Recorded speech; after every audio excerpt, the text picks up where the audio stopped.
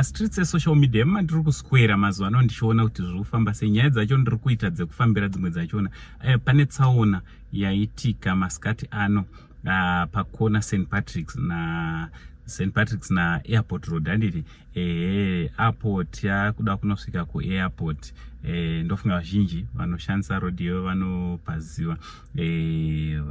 So pane tsaona iripo yandoda ndinge ndinokuratidzai nekukuzivisai kuti zvizvi zvatora nzvimbo munge muri munozvionera. Handiti asi chekutanga kana wanga usati wasubscribe on our YouTube channel, I kindly ask you to subscribe, turn on your notification bell so that every time we upload a video you'll be notified. Also don't forget to follow us on our Facebook page as Saint TV. Ndichitoti makadi muri Zimbabwe kune vanga vakafamba vadzoka. Aiwa tinoti madzokoi kwakanga kuri sei makanga muri. Aiwa ndoda tingotenda Mwari nekuonana zvakare mugore rino iri nekuda kwekuti zvakawanda zvakaitika. Dzitsaona ndingati mufestival ini ndakatomboita tsaona mazuva akapera. Asi ndichitenda Mwari kuti ini pamwe chete namainini venyu ndandakatakura namainini venyu aiwa takachengetedzwa naMwari. Ndichida kuti speed recovery zvakare to my brother, my twin brother Mbeu. Handiti Mbeu, this message goes to you my brother, as I wish you a speedy recovery. Handiti my prayers goes to you in times like this. Handiti baba mfana. So guys, ndoda kuradza tsaona ino iri panapa yamuri kuona yaitika pakona St Patrick's na Airport Road.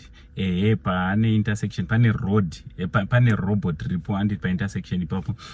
So motikari mbiri idzo dzamuri kuona, motikari open track iyo ne Honda Fit hybrid iyo dzarohwa ne motikari yemhando wecruiser iyo iri apo. Handiti chinova chinhu chinorwadza chinoshungurudza. Wecruiser anga achida kutena ndopavaita mahwekwe udhumadhuma newe motikari yeopen track iyo yemhando yeopen track. Open track yo ikasundidzirawo Honda Fit hybrid iyo. Chinova chinhu chinoshungurudza, chinhu chinorwadza hama dzangu, especially parobot irori. Ameno robot irori harina here zvarinokwanisa kuti ringe riri rinoitirwa nekuti ndiro robot rinoenda ku our main airport. Handiti muno muZimbabwe, that is Robert Mugabe International Airport. Asi robot ipapa panogara pa intersection ipapa panogara pakaitika tsaona each and every time. Ini kakawanda kandinotosvikapo paitika tsaona kana kuti pachangobva kuitika tsaona. Chinova chinhu chinorwadza chinoshungurudza zvakanyanyisa. Ameno takutongochema kuti hapana here zvinogona kuitwa parobot irori, zvikuru sei kuti nguva zhinji dzaro ringe riri rinoshanda, because kumagetsi akangoenda kana kuti rikafa panotowanzotoitika tsaona kakawanda. Ndozvaitika muna pakona St Patrick's na Airport. Also mugore rakapera mufestival takaita pane matsaona akawanda, pane njodzi dzakawandisa dzakaitika. Chinova chinhu chinorwadza kune vese vakarasikirwa neupenyu nekuda kwetsaona. Ndichida kuti may their souls rest in peace. Handiti ndichida kuti kumhuri dzakasiyiwa dai Mwari akunyaradzai munguva yekuchema. Kuchema nguva yefestival, nguva yatiri kufunga kuti tine tichisangana nehama neshamwari tichifara. Vamwe vari kutochema kutaura kuno. Handiti I think even comment section muchakanoverenga muchanonzwa vamwe vakatorasikirwa nehama dzepedyo neshamwari dzepedyo.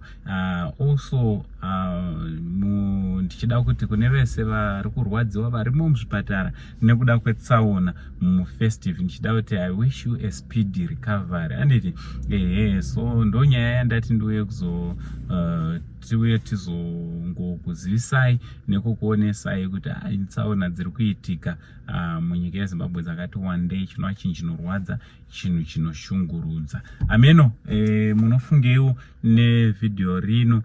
Also ndichida kuzivisai nezveShazin. Musakangane Shazin Technologies avo varipo pakupa civil servants zvikwereti zvakasiyana-siyana, that is matablets,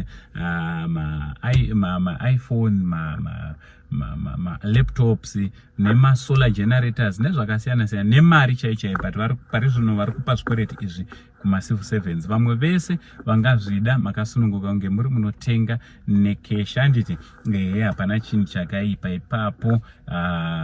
Chamunongoita kungovabata panhamba dzavo chete and then zvotofamba zvakanaka. Zvakare musakanganwe nezvekambani yedu yaChazika. Handiti Chazika Electricals, company ndinoida zvisingaita. Handiti Chazika Electricals. So Chazika Electricals ndo vakandiisira magetsi pamba pachena. Ndichida kuti zvakare thank you very much seChazika, nditi vese Chazika Electricals, thank you so much. Makaita basa nekundiisirawo magetsi pamba, masola. Kutaura kunoku handichatoziva kuti magetsi anoenda sei. Kwandiri it's normal, mafiriji, TV, lights, everything zvino zvichingoshanda.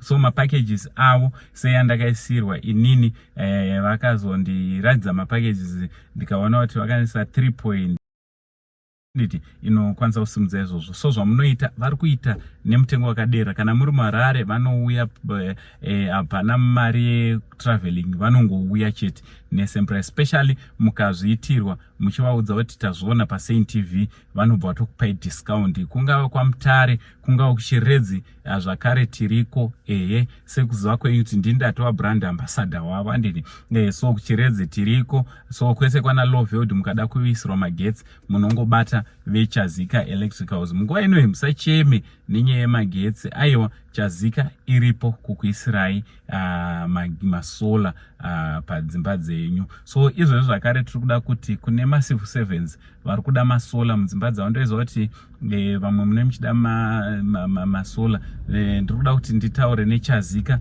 Electricals, totaura neShazin Technologies, vobatana pamwe chete kuitire tiri kuda kuti imimi kana muchida masola veChazika vanongouya vokuisirai pachene, zero deposit, and then mozotanga kubatirwa mari dzenyu padiki neveShazin Technologies. Nekuti veShazin Technologies inyanzvi pakubuditsa mari, especially kana muchida zvinhu zvakaita sezvi. Zvameno ipfungwa dzandirongoita, handisati ndataura nawo, but ndiri kufunga kuti tibatanidze kambani idzodzi dzinge dzinobatsira in transforming people's lives. Vana venyu macivil servants kana vakudzokera kuzvikoro vasadzokere vasina malaptops, vasadzokere vasina mafoni, kunyange musina mari kana senti, batai veShazin vanokupai pachene, zero deposit, mozotanga kubatirwa mari pamonth end yaJanuary. Handiti zvinhu zvichitofamba zvakanaka. Aiwa, ndozvandangondiyozokupai maupdates ezviri kuitika.